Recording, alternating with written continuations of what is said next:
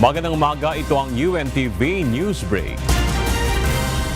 Walang ibang opsyon ang Senado kundi i-convict o i-acquit si Vice President Sara Duterte sa kanyang impeachment case.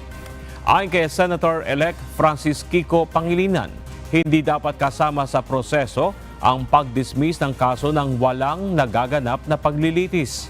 Anya kung wala naman talagang sapat na ebidensya laban kay VP Sara, dapat itong mapawalang sala.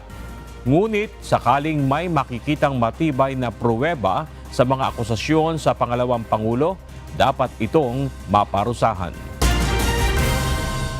Planong imungkahi ni Senador Francis Tolentino ang ilang hakbang upang pabilisin ang impeachment trial kay Vice President Sara Duterte.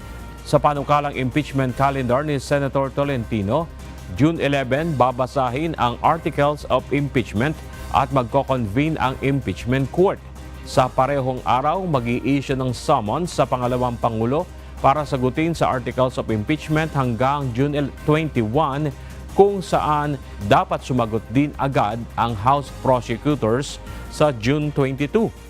Mula June 23 naman hanggang June 29 ay maaaring isagawa ang iba pang proseso sa impeachment trial at maglabas ng hatol sa June 30 bago matapos ang 19th Congress, pagsapit ng tanghali.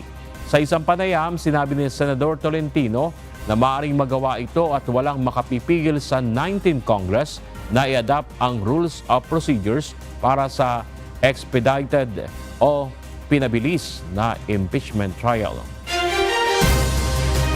At yan ang mga balita sa oras na ito. Para sa iba pang mga balita, maaari po ang bumisita sa official social media accounts ng UNTV News and Rescue. Ako si Bernard Dadis at dito sa UNTV, Diyos ang aming sandigan, serbisyo publiko ang aming pinahalagahan. Magandang umaga.